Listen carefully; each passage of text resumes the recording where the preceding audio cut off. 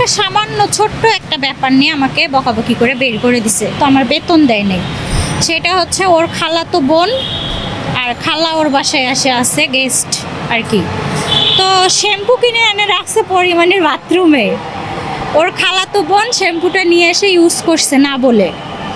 পরে আমার রুমে যে আবার পরের দিনে সকালবেলা ভোর 4টার সময় সে চিল্লাচিল্লি করতেছে, মানে মার্চের 14 তারিখে ভোরে।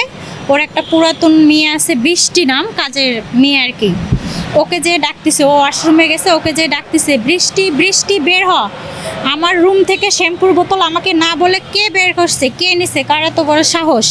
তখন আমি দেখছি, যেটা দেখছি সেটা সত্য বলছে। আমি বলছি যে আপু, আপনার খালাতো বোন মিম লামিয়ে ওরা নিয়ে এসে শ্যাম্পু করছে আমাদের বাথরুমে একটা বোতল আমি দেখছি। পরে ওই বৃষ্টিকে খারাপ ভাষায় আমাকে বকা দিল।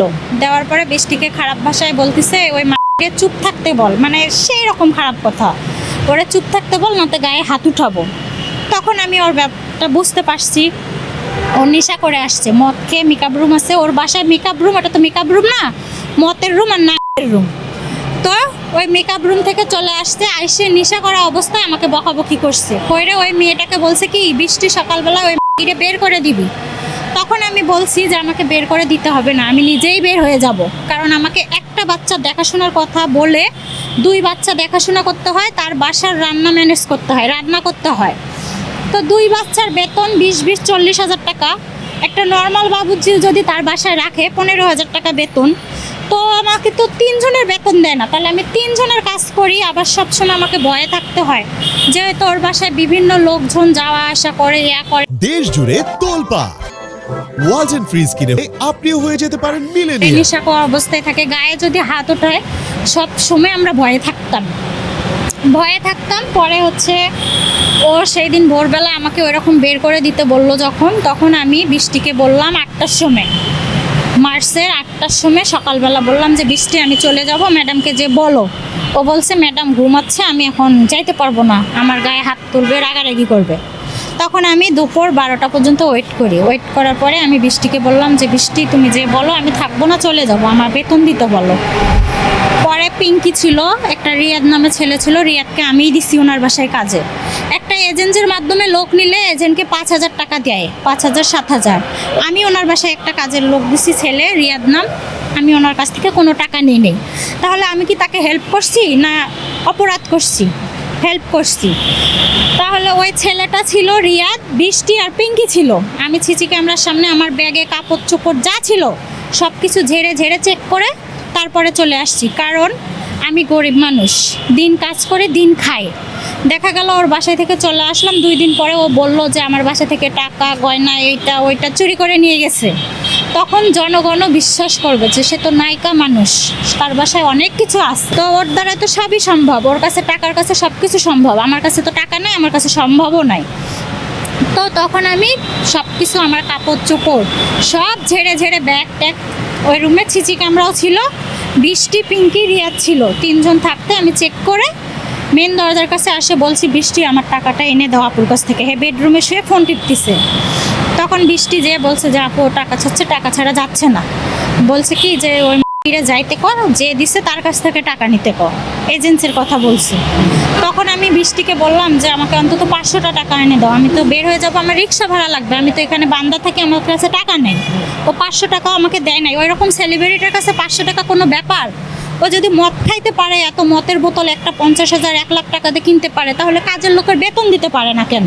তখন আমি বাসা থেকে বের হয়ে নিচে গ্যারেজে গেলাম, গ্যারেজে যেয়ে দারোয়ানের রুমে বসলাম। বসার পরে এজেন্টকে ফোন দিলাম, ফোন দেওয়ার পরে হ্যাঁ ওই ফোনটা ধরছে।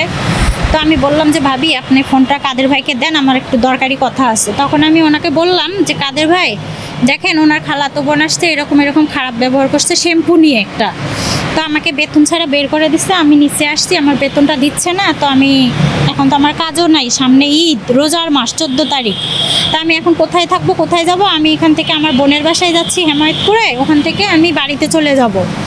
তো আপনি একটু টাকাটা আমাকে নিয়ে বিকাশে পাঠাই দিন, আমি তো আর কোনো অন্যায় করি নাই, এটা তো আমার অন্যায় না।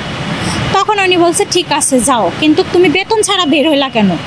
তখন আমি ওনাকে বললাম বেতন ছাড়া বের হলাম কেন? বের না হলে উনি আমার গায়ে হাত তুলবে, আমি কাজও করছি তার বাসায় থেকে, 3 জনের কাজ একা করছি, আমি মারও খাবো, এটা তো আমার দ্বারা সম্ভব না, আমি মার খাইতে চাই না। আপনি টাকাটা বিকাশে নিয়ে আমাকে পাঠাই দিন বলে আমি দেশে চলে গেলাম। যাওয়ার পরে আমি এজেন্সির সাথে যোগাযোগ করছি, ভাইয়া আমার টাকাটা নিয়ে দেন। কয় কি আমি তুরানকে ফোন দেই, মানে পরিমণির শুটিংয়ের ম্যানেজার আর বাসার ম্যানেজার একটাই, তুরান নাম। তো বলে কি তুরানকে ফোন দেই, ফোন ধরে না। তা আমি বলছি আপনার ফোন যদি না ধরে তাহলে তো আমার ফোন আরও ধরবে না, তাই না? পরে আমি তুরানকেও কয়েকদিন ফোন করছি যে ভাইয়া আমার বেতনটা দেন, সামনে একটা রোজার ঈদ, আমার 2টা ছেলে আছে, আমি মার্কেট করব। ঈদের আগের দিনও আমি রিকোয়েস্ট করছি। সে আমাকে বলে কি হ্যাঁ হ্যাঁ আপু টাকা দিব, আপু বুবু এত খারাপ মানুষ না, বুবু অনেক ভালো মানুষ, বুবু টাকা দিয়ে দিবে, আপনার টাকা পেয়ে যাবেন, তো আপনি একটু ওয়েট করেন, আজকে না কালকে না পরশু। আরও তারপরে মানে ফোন দেয়, আবার বলে কি বান্দরবনে আছি, শুটিংয়ে আছি, ব্যস্ত আছি, দেব। এইরকম করে যখন দেখলাম ঈদের আগের দিনেও আমাকে টাকাটা দিল না, তখন ঈদের পরে আমার হচ্ছে ভাসুরের মেয়ের বিয়ে, আমি বিয়ে খাইতে যাই, যেও তার কাছে অনেকবার ফোন দিছি যে ভাইয়া দেখেন আমি আমার শ্বশুর বাড়িতে আসছি, তো আমার টাকাটা দরকার, একটু টাকাটা পাঠান, আমার উপকার হবে। তখন উনি বললো কি যে আপু দেখেন আমি তো ঢাকায় নাই, খুলনায় আসছি আমার বাড়িতে, আমার দাদি মারা গেছে, আমি ঢাকায় যেয়ে আপনাকে ফোন দিয়ে টাকা দেবো। তখন আমি ওনাকে বললাম তো আপনি খুলনায় আসেন, কবে আসবেন?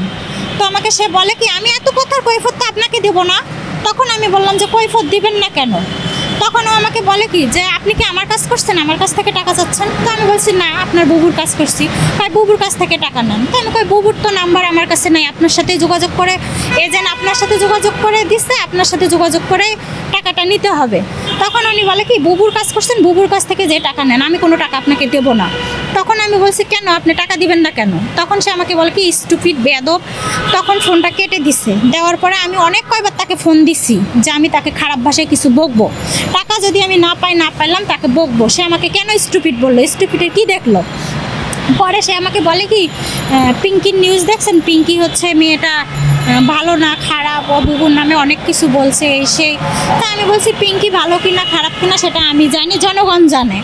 তো পিঙ্কির জায়গায় যদি আমি থাকতাম আমাকেও তো এরকম করতো বা খারাপ ভাবতো। তো আমি বলছি ঠিক আছে, পিঙ্কির সাথে কী হয়েছে না হয়েছে সেটা আমি জানি না, কিন্তু আমার বেতনটা দেন, আমার সাথে তো কিছু হয় নাই।